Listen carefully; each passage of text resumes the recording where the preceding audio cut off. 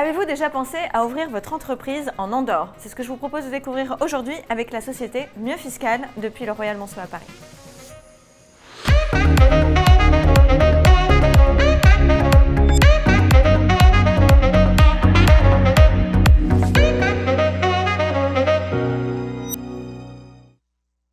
Patrick Raboteur, bonjour. Bonjour. Vous êtes le fondateur de Mieux Fiscal, on va parler de fiscalité aujourd'hui. Alors, qu'est-ce qui vous a conduit à vous spécialiser dans l'optimisation fiscale en Andorre? Ce qui m'a conduit à faire l'optimisation fiscale en Andorre, c'est à la promulgation de la loi de 2012 qui a permis aux étrangers de disposer entièrement de leur société en principauté d'Andorre. Donc j'ai profité de cette opportunité en disant qu'il y a certainement des entreprises en France qui seront intéressés par ça. Alors qu'auparavant, on avait obligation de l'utilisation du prête-nom, ce qui faisait que quelqu'un qui amenait 100% du capital ne pouvait avoir que 49% des actions. Ce qui pour un Français est quelque chose, un débat impossible. Donc voilà, à l'ouverture des investissements étrangers, j'ai créé ma boîte et j'ai créé Mieux Fiscal. Alors on va parler des avantages spécifiques qu'offre la juridiction d'Andorre par rapport à d'autres. Quelles sont vraiment les différences qu'il peut y avoir ? La différence, c'est qu'une part, une société en principauté d'Andorre est de droit international, sous législation et fiscalité andorrane. Et la fiscalité andorrane est d'une simplicité absolue. C'est-à-dire, ça se résume à 3 lignes. Vous avez 10% d'imposition sur les bénéfices, les dividendes ne sont pas imposables, et par voie de conséquence, vous n'aurez pas d'imposition sur vos revenus. Ce qui n'est pas rien. C'est fou. C'est incroyable. C'est fou, non, c'est bien.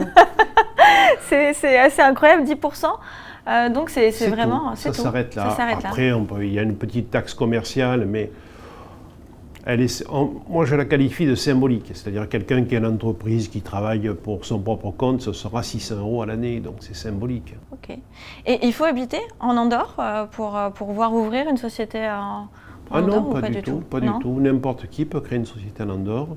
Il suffit qu'il satisfasse bien sûr les obligations légales en Andorre, d'avoir fait l'objet d'une autorisation d'investissement étranger, avec ça il peut. Mais il n'y a pas d'obligation que d'être résident en principauté d'Andorre. Alors qui sont vos clients? Ce sont plutôt des personnes individuelles, des grandes sociétés, des moyennes, des PME, des freelances? Qui sont ces personnes? Grandes sociétés, non. Très sincèrement, on n'a pas ça, parce qu'ils passent avec des canaux qui ne sont pas les nôtres, ça c'est évident. Andorre étant un petit pays, 80 000 habitants, 24 000 entreprises, on n'est pas au Liechtenstein ou ailleurs. Donc la majorité de notre clientèle, elle est forcément française, pour ce qui me concerne, et elle s'adresse surtout aux petites entreprises et moyennes entreprises. Des gens qui travaillent à l'intérieur de leur entreprise et qui sont asphyxiés par la fiscalité que leur impose dans le pays, notamment en France, évidemment. Et alors justement, comment les avantages fiscaux d'Andorre peuvent être utilisés de manière légale pour optimiser la fiscalité d'une entreprise ou d'un individu, mais là surtout aussi des toutes petites entreprises dont vous parlez? Quels sont, on va dire, les avantages qu'ils vont voir quand ils vont passer de la France à la principauté d'Andorre? J'imagine que le cap va être immense, mais comment faut-il, on va dire, pour les convaincre et pour qu'ils n'aient pas peur en fait de venir vous voir? C'est vrai qu'en fait, oui, vous parlez de la peur. Moi, ce que j'appelle le syndrome du fisc. Voilà. C'est-à-dire, je fais ça, je m'en excuse, monsieur Raboteur, mais bon, non. Faire une optimisation fiscale, c'est un acte de gestion d'une entreprise, c'est pas une aventure. Donc, on va profiter d'une fiscalité. Dans quel but? C'est pas forcément de s'enrichir. C'est simplement de créer des provisions dans son entreprise pour lui donner la possibilité de se développer. Parce que lorsque les petits entrepreneurs, je dis bien les entrepreneurs, se trouvent en France, ils sont tellement asphyxiés par la charge sociale que tout l'argent, toute la trésorerie disponible part ailleurs. Et ils se trouvent en difficulté financière pour ne pas pouvoir investir dans l'entreprise. Parce qu'on oublie trop souvent qu'une entreprise, avant de rapporter de l'argent, elle en coûte. Ça, c'est sûr. Donc c'est important. Et pourquoi alors là, il n'y aurait pas la moitié des Français qui partiraient ouvrir une entreprise en Andorre? Qu'est-ce qui les retient en fait? C'est cette peur dont on parle, Pas forcément. Alors ce serait quoi? Mais non, mais si vous voulez, si on disait aux Français, vous restez en France et vous expatriez votre foyer fiscal en Andorre, j'aurais vos 50 millions de contribuables viendraient demain.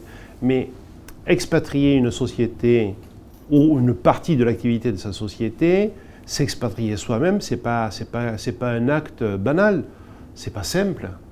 hein, parce qu'il y a la famille, il y a les enfants, il y a le système scolaire, ce qui fait qu'une expatriation est compliquée. Donc ce qui retient, ce n'est pas tellement la peur du fisc, loin de là, mais c'est plutôt, allez, on va travailler ailleurs, on s'expatrie. Et les Français sont très attachés à la France, quoi qu'on dise. Alors, quand vous parlez d'expatriation, ça veut dire qu'il faut quand même passer un certain nombre de jours Non, ça c'est pour le résident. D'accord.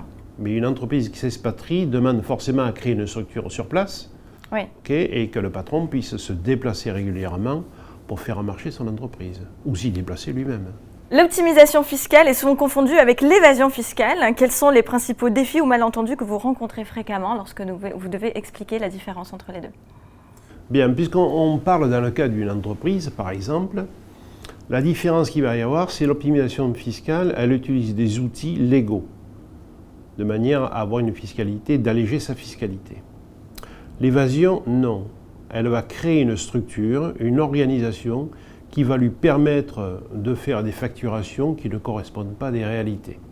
En ce sens, ça devient une évasion fiscale. Et vous accompagnez donc ces clients dans cette optimisation fiscale pour les aider dans leur comptabilité, dans la création de cette filiale, dans quoi exactement? On a une structure qui est extraordinaire, avec une équipe qui est merveilleuse. C'est vrai, hein? Il faut l'essayer. Quand on l'essaye, on l'adopte, généralement. Donc il y a plusieurs parties de notre activité. Il y a une partie juridico-administrative, c'est-à-dire la constitution d'une société en principauté d'Andorre, c'est-à-dire satisfaire à toutes les obligations légales, ça c'est fait.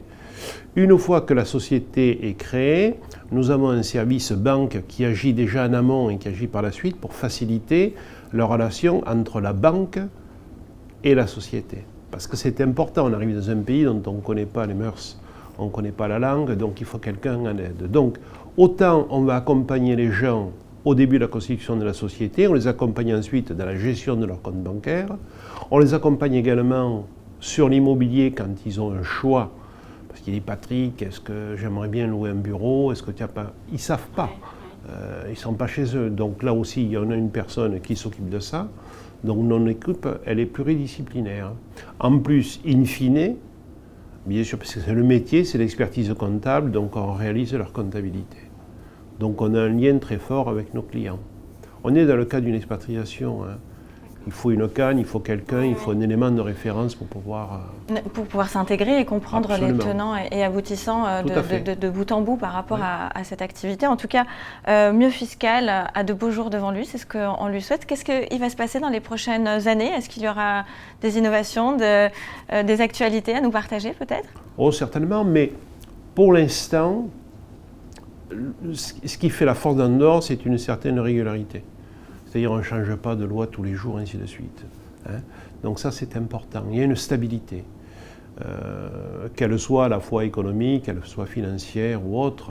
On travaille beaucoup aujourd'hui sur la protection du patrimoine, par exemple, qui est beaucoup plus sûr de le faire en principauté d'Andorre que nous le sommes aujourd'hui. Très clair. Bien, écoutez, merci infiniment Patrick Raboteur pour cet échange. Ça donne envie d'aller jeter un œil du côté d'Andorre. Merci beaucoup. Merci à vous. Et je vous remercie également. Je vous dis à une prochaine émission.